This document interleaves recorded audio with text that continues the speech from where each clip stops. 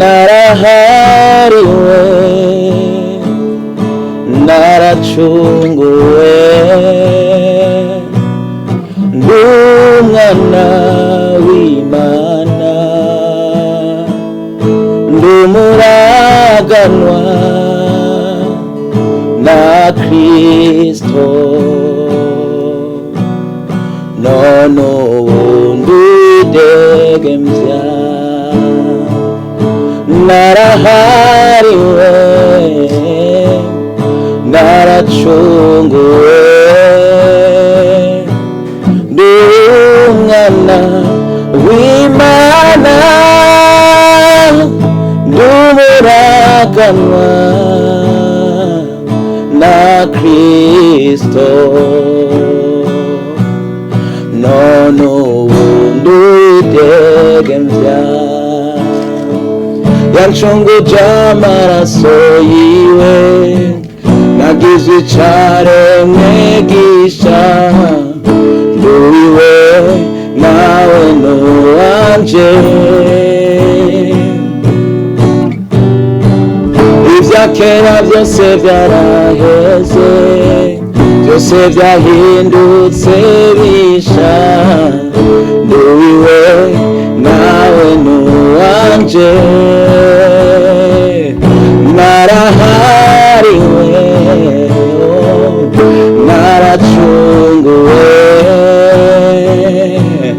ndumwana w'Imana ndumuraganwa na Kristo none duwidegemvya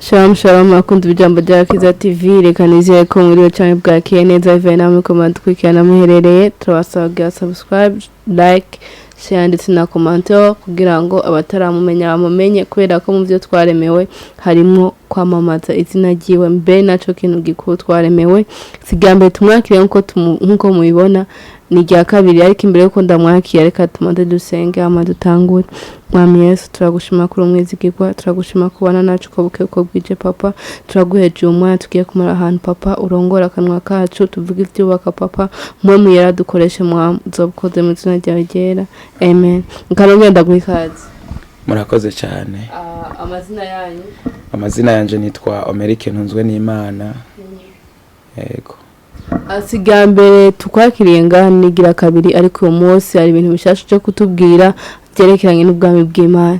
Yes. Murakoze ndafise igikorwa kidasanzwe ndiko ndategura muri ubwami bw'Imana nico ngira nipfuza yuko nza kubabwira mu kanya. Murakoze. Teme cyangwa umutwe ni umutwe w'icyo gikorwa niri.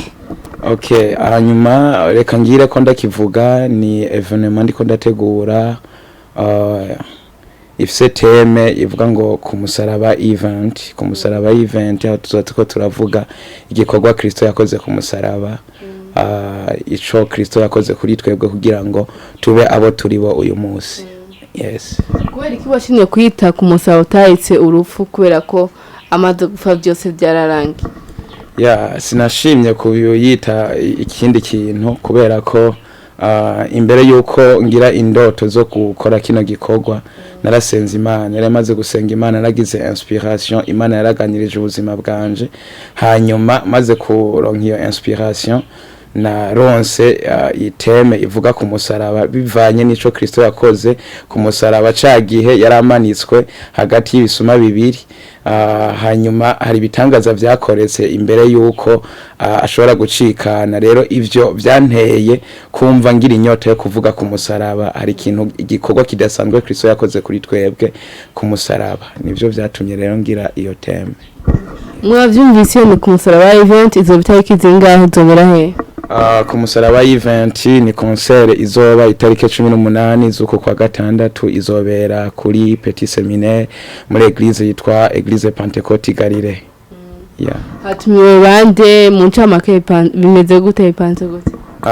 Haratumiwe abatumire batandukanye nka Yada Gospel Celebration, ni ihuriro ry'abaririmbyi bo muri Side.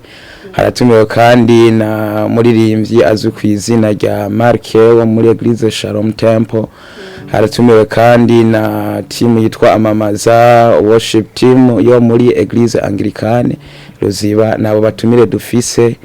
Hazoba hariho n'abandi batumire batandukanye nka mukozi w'Imana yitwa Bienvenue wo muri Shemeza Worship Temple, ariwe azoshobora kudukorera igikorwa kijanye n'ivuga butumwa, n'abandi batumire batandukanye, abakozi b'Imana batandukanye n'abaririmbyi batandukanye bazoba bahari, ariko abo nibo bari kuri suje ku munsi. Hacigiye kitari gito usenga ukorera Imana kubera kwiyumviriye kugira ku musaraba event no mwaka. Ni indoto maranye igihe kuva ntanguye kariyeri yo kuririmba. Nagize izo ndoto zo gutegura iki gikorwa, ariko ntivyanyoroheye cyane bitewe nuko ni igikorwa kiba gikomeye, bisaba imyiteguro no gusenga. Rero nshimiye Imana ko muri uyu mwaka ariho byashoboye gukunda, nkaba ariho byashoboye gukunda ko ndagitegura. Murakoze. Nibihe bintu biko birakugora mu gutegura event yawe? Nibihe bintu umuntu ashobora gufasha kubera ko mu by'Imana tuvuga iby'umwe mu gusatwashamo n'uburyo kugira ngo kino gikorwa nshobore kugera aho kigeze ubu? Hari ibintu byinshi byagiye bingora, surtout nk'ibintu bijanye n'amafaranga, uburyo, kuko ni igikorwa gitwara uburyo bwinshi, gitwara ingufu, gitwara ibintu bitandukanye. Rero kiriko kirangora, harimo kubura support kijanye n'amafaranga, kubura iki novuga gute, ndabura abantu bashobora kumba hafi mu bijanye no kunshigikira kugira ngo igikorwa kigende neza. Ego nivyo novuga mu ncamake, uburyo hamwe n'abantu bashobora kudufasha mu bijanye na media publicité, ibikini bindi biba bikenewe nk'i ama instrument, kuko harakora ama instrument atandukanye. Ivyo rero nivyo bitugora cyane narijya igikorwa abari ijya mbere umuntu agikoze, hariho kubura nyene support muri ubwo buryo. Fuza guterera mu buryo masengesho canke ifuza kuyaga nawe byogenda gute? Wifuza kumba hafi no kunterera, ashobora kubinyereka, kandondera kuri telefone, ashobora kundonka, kandi ibyo ari by'umugisha cyane. Nimero ya telefone ni 60 853 484. Ibyo by'umugisha cyane kuko uburyo turabukeneye, support turayikeneye, masengesho yanyu turayakeneye. Ego murakoze. Uracyategura event yawe? Hari ibyo witeze? Hariho aho uvuga ati hari ibyo yumva uvuga ati Imana agomba kuzokora ibi muri no concert, muri no event? Nibihe bintu wifuza ko Imana ukora? Icambere nifuza ko Imana yokora muri iyo event nuko yoza ikabana natwe igakora ivyo yateguye, kuko ndizera ntakekeranya yuko kino gikorwa kiri mu biganza vyayo. Naragisengeye, ariko ndazi nayo kugira ngo igishire muri twebwe nuko hari umugambi udasanzwe wico yifuza gukora mu bwoko bwayo. Rero ndakeneye presence yayo, ndifuza cyane ko nzobona hari abantu bakiriye Kristo nk'umwami n'umukiza, bakabohoka bakava mu vyaha. Ico nico cambere nifuza. Ikindi naco ndifuza yuko nzobona abantu benshi baje kuhaba mu ntumbero kugira ngo igikorwa ca Kristo camamare. Nake kajambo bwira abakunzi bacu nk'abakunzi b'ijambo rya Kiza TV abantu bene data. Bene data, ndabatumiye cyane muri kino gikorwa itariki 18 z'ukwezi kwa gatandatu. No kubatumira cyane muri kino gikorwa kugira ngo bazobane natwe. Ndizera ko azoba bidasanzwe, ndizera ko ubwami bw'Imana buzogaragara. Rero ndabatumiye, hanyuma kandi ababwire ko ndabakunda. Ego Imana ibahezagire. murakoze cyane. yego murakoze namwe. Abakunzi b'ijambo rya Kiza TV reka tubashimiye cyane ko mwabanye natwe ariko hanini reka dushimira Imana rurema yo yongeye kudutiza no mwanya tukongera kuba ahantu kubera ko hari benshi bakwaniriza aho dusondiye kwa bakaba barapfuye twe turi bazima nishimwe rikomeye cyane ku Mana.